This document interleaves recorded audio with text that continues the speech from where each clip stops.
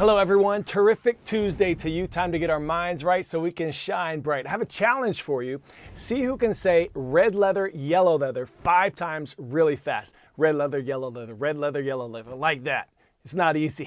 I'm Coy Wire, this is CNN 10, and we start today in New York. Columbia University has announced that all classes must be held virtually on Monday. This after pro-Palestinian protests in and around the New York City campus have raised tensions on the campus. Last week, Columbia President Minouche Shafik sent a letter to New York Police Department requesting that they remove people who had created an encampment on the south lawn of the Manhattan campus.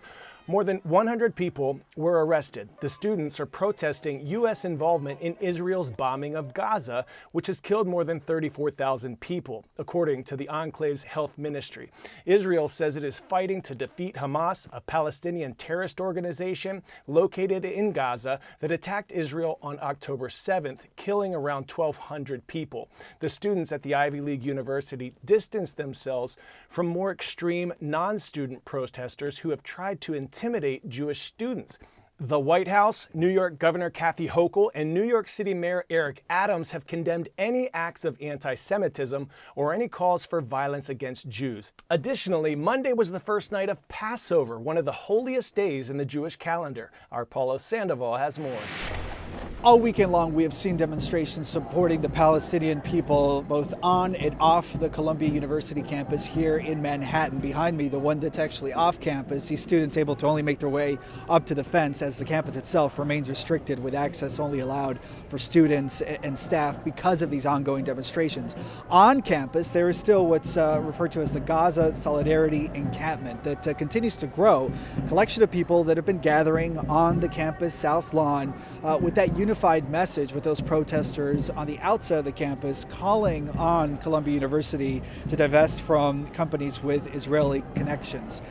The question now, though, is exactly how long those protesters will be allowed to remain on the Columbia University, given that it was just a few days ago that university officials called on the NYPD to make their way onto campus to clear out that encampment, which resulted in well over 100 arrests and some student suspensions. The question is, are we bound to see that yet again? Now, over the weekend, I had an opportunity to visit that encampment, and things were peaceful as security looked on, and really university officials not really intervening at this point. But also over the weekend, a separate vein in which there are now growing concerns among Jewish students, some Jewish students attending Columbia University, many of them saying that they feel unsafe coming to school because of these ongoing pro-Palestinian protests. So much so that Rabbi Eli Buckler with Columbia University's Orthodox Union Jewish Learning Initiative reached out on Sunday morning to well over 300 Jewish students, saying that it is best that they simply stay home until Columbia University and the YPD do more to make sure that they feel safe. Now, the university, for its part, released a statement over the weekend saying that they are acting on these concerns, and they also added that students do have the right to protest on campus so long as those demonstrations do not interfere with campus operations, and also that they do not intimidate any of their fellow students. Paulo Sandoval, CNN, New York. 10-second trivia. Which of the following are not considered debris in orbit around the Earth? Old spacecraft pieces, rocket fragments, dropped tools, working satellites. If you chose working satellites, you're cosmically correct. Space waste is any debris left behind by humans, like an inactive satellite or tools dropped by astronauts. A working satellite, not considered debris. There are thousands of pieces of space junk floating above our heads right now up in outer space. We're talking rocket parts, broken down satellites, pieces of satellites that may have collided, and much, much more. In 2021, NASA threw out 5,800 pounds of garbage from the space station, and the belief was that it would burn up as it entered the Earth's atmosphere. But as CNN's Alex Marquardt explains, things have not gone exactly as planned. When it comes to Earth's orbit, scientists are saying that cosmic clutter, as it's known, is getting worse. Space trash, broken satellites, or leftovers from rocket boosters, as well as junk from the space station, that's all a growing problem, they say. NASA estimates about 100 million pieces of space junk are hovering over our heads as we speak. On Monday, NASA confirmed that this piece of space junk, which re-entered the Earth's atmosphere and came crashing into a home in Florida last month, was trash from the International Space Station. Joining me now is Terry Virts, former NASA astronaut and a retired U.S. Air Force colonel. Colonel, thanks so much for joining us. Isn't the expectation that this trash is just going to burn up upon re-entry so that it doesn't hurt anyone? Well, that's the hope, and NASA had done analysis on this piece that they thought it would burn up. But if you look at it, I remember seeing it, it's basically the size of an SUV. So I remember thinking, wow, that's a pretty big thing. I bet you parts of it will make it through. And a lot of space debris does make it down to Earth. Usually it ends up in the mountains, or usually it's in the ocean. And so this one was just so big, and unfortunately it landed in a house in Naples, Florida.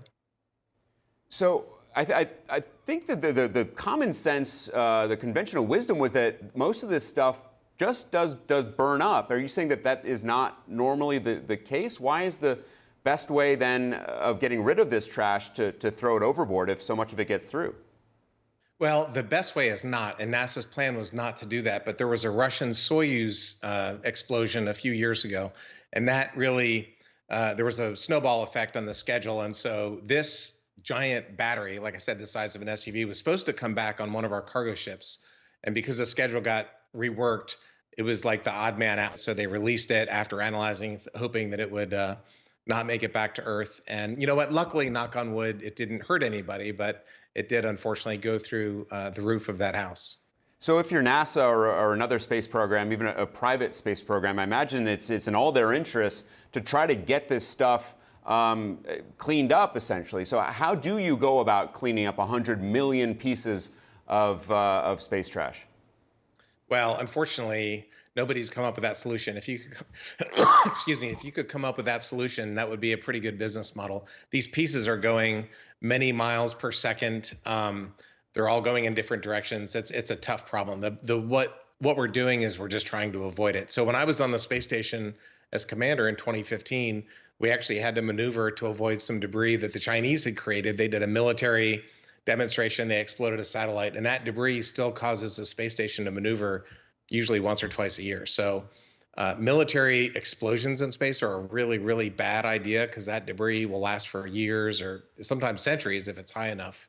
And the only thing you can really do is track it and maneuver to avoid it. Next up, we take you to the capital of the Netherlands, Amsterdam, where local officials have a kind of weird request. They want fewer tourists to visit. The local government has stopped the building of any new hotels to discourage what they call over-tourism. Why? They say they want to make the city more livable for residents and for visiting out-of-towners. Now, there are some workarounds. If you already had a permit to build a hotel before the government issued this announcement, you're good to go. Or if a hotel closes or a new hotel has plans that maybe make it substantially better, for example, more eco-friendly, then the government may issue a permit to build a new hotel. Officials say this plan is part of a larger goal to keep the number of hotel stays in the city below 20 million per year.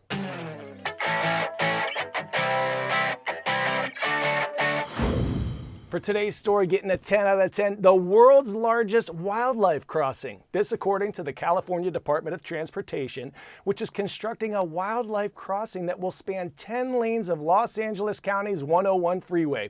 The pathway received more than 5,000 individual contributions and should be finished sometime next year. It'll provide safe crossing to coyotes, bobcats, deer, snakes, lizards, toads, even ants, but mountain lions will be among its chief beneficiaries. They'll be able to safely pass from the Santa Monica Mountains on one side into the Simi Hills of the Santa Susana mountain range on the other. All right, superstar, we are pumped for hashtag Your Word Wednesday. Follow me at CoyWire on Instagram, Snapchat, and TikTok. Put your unique vocabulary word and definition in the comments section of my most recent post, and we're going to choose a winner to work in tomorrow's show, along with a shout out for you and your school. We are giving a shout out to the Patriots at Patriot Center in Emmett, Idaho. Thank you for learning with me, and thanks for all the love. And this shout out goes to Del Sesto Middle School in Providence, Rhode Island. Go on, Jaguars, do your thing. Rise up. Go on out and make it an awesome day, everyone. And I'll see you right back here tomorrow on CNN 10.